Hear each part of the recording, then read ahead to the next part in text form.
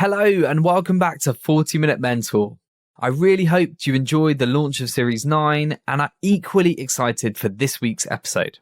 Before we get into today's bite-sized mentorship, I would love to hear how you're finding 40-Minute Mentor and for any feedback you have on how we can make the podcast even more enjoyable. So if you have any thoughts, please leave us a review on ratethispodcast.com/40mm or email us at info@jbmc.co.uk.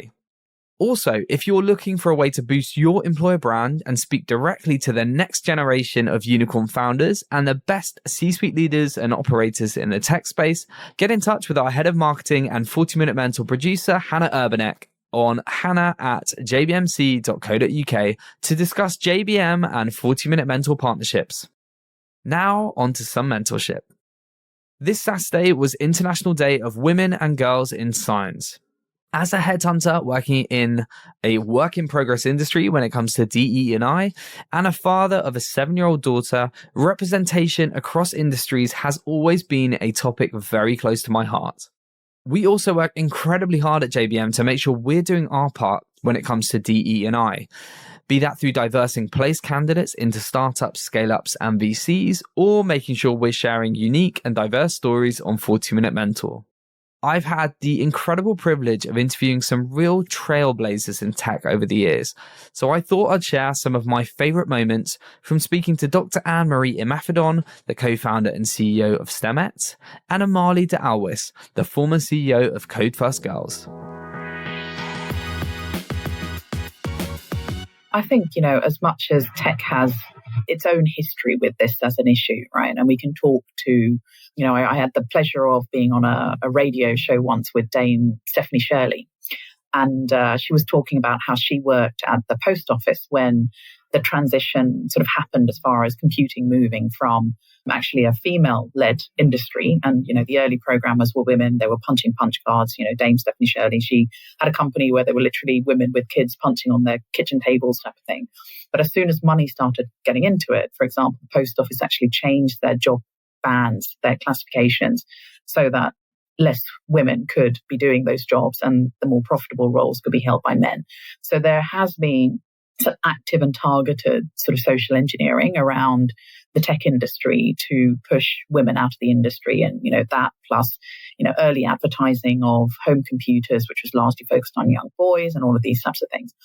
But all of that is a result of just society as a whole, right? When we're not just talking about the tech industry, we're talking about how we as society see our women, right? And how we see the role that women play in society.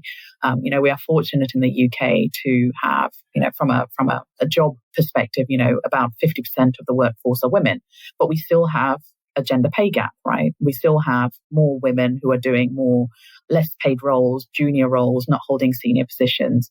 So this is kind of just part of a much larger conversation. And thankfully, we have had change. It is not enough, but change is happening. But it is, societal change, which is kind of driving a lot of this, and societal challenges. And talking to those young girls, what they are told, are young girls encouraged by their families to be, engineers, to be doctors, to be physicists, to be, astronauts, to follow sciences and technology subjects. And the reality is they still aren't. And I think it was the Women in Engineering Society maybe a few years ago who did a study actually looking at the types of jobs that parents would consider suitable for their girls and boys. And inevitably for the girls, it's things like, being nurses, being teachers still to these days. For boys, it's being engineers or footballers or, scientists and stuff. So this is why we still have low numbers, both because of the systemic issues as far as the technology sector, but also just societal issues as a whole. But thankfully, change is possible. So the biggest barrier is the industry itself. I mean, how long do we have? I mean, it's the way we hire, the way we make decisions, the assumptions we have in what it means to be technical, that then go into, the management experience. I mean, I once read an article that said kind of the glass ceiling is made up of bad managers. And it's so funny because every now and then I see other people, they don't reference it necessarily, but they get there. And I'm like, yeah, I mean, this whole time it's just been, your experience with your manager is pretty much the biggest key to whether you stay or whether you go. And also whether that person, whether you get promoted and end up in leadership position, which is another place that you can get influence versus whether you see others get promoted, and then you get frustrated, and then you go. So I think, the biggest barrier is the industry itself and the way that we kind of just make assumptions about the shape of a technical person. It's like, can you make an assumption about someone who speaks English? No. So why do we do that with someone who speaks the technical language, if we want to kind of take that analogy? So I think that's the biggest problem. It's our processes, it's our practices, it's our norms, it's our assumptions, it's the culture we have that values the kind of brilliant lone genius, and what we end up kind of calling kind of the brilliant jerks, over the fact that technology now is not just for technologists. Like, I studied computer science. We were in the lab, we were tinkering, we were playing, we were making robotic, this, that, and the other for making its sake. And now it's no longer just about us and tinkering and playing. Like, this has big economic, big social, big political, big ethical. There are those implications for anything you create as a technologist in the 21st century. It's just that, if you don't like that, you should go back and you should have been there at the beginning when it didn't matter, right? When no one was using these things. And if you take that seriously, then it has to be of utmost importance that you don't just hire in this one tiny image, because that one tiny image doesn't reflect where the technology is being used, doesn't reflect the harm that technology can do. And I think when we narrow down in on women from underrepresented groups, I think it's that even more so. These are women who, they're part of a global majority, but historically have been overlooked in the way we perceive reality, right? The Black woman is invisible in so many different spaces, even though we are there. Why wouldn't we be technical? But, if we look across those underrepresented groups, women with disabilities, like it's only one. There are 9 protected characteristics in the Equalities Act in the UK, and this varies kind of across the world, but there are 9 here. So you can be a woman and 8 other things, right? And yet it's like, no, the one woman, like, you speak on behalf of all women. And so I think the issue is that if you're not considered to even be part of the team that creates that technology, how can we be arrogant enough to assume that you'll be considered in the users of that technology or the implications of that technology being used? And with the fact that it's so ubiquitous, it's being used everywhere, it's being made, used to make decisions to restrict, to rate, to recommend, to review, like all these different places we're now using technology in this 4th industrial revolution, means that now that opportunity to be underrepresented and to be forgotten is being scaled up, right? We used to do it in analog as humans, and now we're training the computers to do it en masse. So I think that's the issue, that's the problem. And I think it's that there's a lack of respect, and there's a narrow vision or narrow definition of excellence. And that is what is getting in the way for women in tech, and particularly women in underrepresented groups. I would say first thing, just get started. And second thing, find a good community. So whether that's, joining courses like Code First Girls, you have organizations like Founders and Coders, the Institute of Coding, which actually is an umbrella organization, but they bring together loads of free courses run by universities, not just university degrees, but actually short courses and stuff as well. So there are loads and loads of organizations out there where you can actually access education. But I think the biggest thing is do so with others if you can, because, I don't know, for a lot of people, myself included, doing something on your own can be really, really lonely. So actually finding people who are going along the same journey as you, who can keep you motivated, who can meet up with, who can study with, it's just a really important part of that. And then just go and have some conversations, go to meetups, go to events, go to conferences, get to meet some of the other people working in these ecosystems.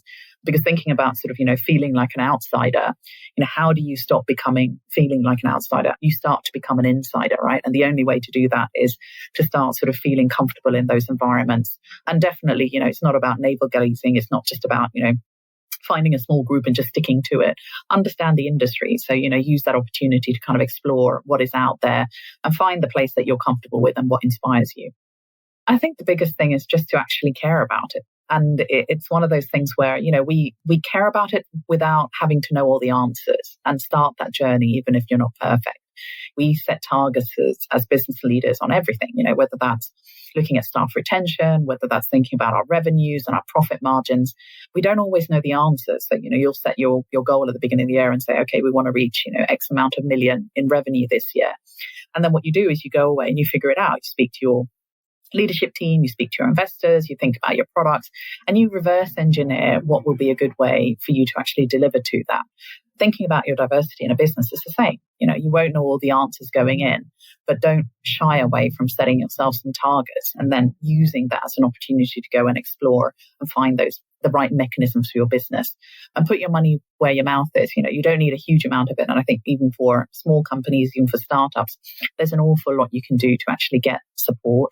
Organizations like Tech Talent Charter, which do sort of peer-to-peer, sort of company-to-company support and offer sort of advice from others going on the same journey, are great places to start. So don't be worried about making a start, even if you're not very good at it.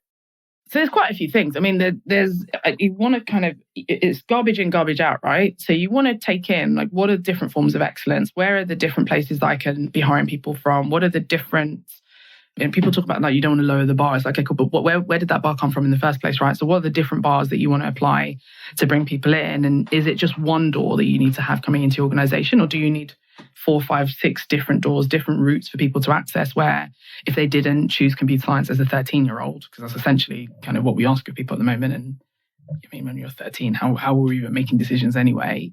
If someone didn't do that, then what are the alternate routes that you can have to look for that excellence and look for difference? So whether it's reading something like Invisible Women to kind of understand a little bit more about these women who have been invisible and how you can kind of counter your lifelong training to ensure you see the women that are around you that have the value, whether it's watching things like Coded Bias to be able to understand, why this is an important thing for you to do in technology. And again, to see those, we talk about role models so much for young people and for girls, but no, you need to see the role models of, okay, what's the new data set I can bring in to pattern match against to then make these right hires and do these things correctly. But I think it's also, this shouldn't just be a work thing. I speak so much to audiences about, having a balanced diet, not just at work and in your hiring decisions, but in your life and the media that you consume and the way that you spend your money and the way that you select suppliers and where you buy things, the way that you make decisions. If it's Black Ballot or, what are the different spaces that you can go to buy things differently, take information, read the news from a different perspective and understand difference. So then you can value it and you can say, okay, cool, just because that person didn't go to Oxbridge or just because that person isn't a gamer, like, how is that, the real like two that we have? So just because those people haven't done those things doesn't mean, just because that person's loud or just because that person was a dancer doesn't mean that there's nothing that they can apply in this cyber context or in whatever you're hiring. So I think it's just seeking difference, looking for difference, embracing difference, celebrating difference, and building for difference is what you need to be consciously doing. And the final thing I'll say on that is a hiring manager, an employee, CEO, whoever it is, everyone has a sphere of influence and the culture is the average of all of our actions. So every time you make a decision, every time you have an interaction, every time you click on something, every time you respond, every time, a bit like spell check, right? Every time you write a document, you're spell checking. How are you checking for that difference or checking for that, belonging to different types of people every time you make a decision? Every time you're in that promotion round, every time you're in a meeting and asking someone for their opinion, how do you make sure that you're continuously going for difference and you're kind of building this muscle? So then when you come to hiring, it's not the first time that you're like, oh my goodness, now I have to consider someone who is Indian. How am I going to do this? How do I approach them? What do I say to them? If you've spoken to the people you already have, then it's not going to be a new thing, right? So yeah, build the muscle. I can't thank Amali and Anne-Marie enough for all of the mentorship and inspiration that they've shared with us in these episodes. If you're looking to get into tech, I really hope that this mini episode has helped you. We also have left links to the full episodes in the show notes for even more mentorship and inspiration from Amali and Anne-Marie. If you're currently on the job hunt or thinking about a change, please make sure you get in touch with the JBM team at info@jbmc.co.uk, as we would also love to help you on your journey into tech or landing your next dream role. And if you're enjoying the podcast, don't forget to hit subscribe and leave us a review. It really does help. That's everything for today, but I hope I'll see you again next Wednesday for another dose of pocket-sized mentorship.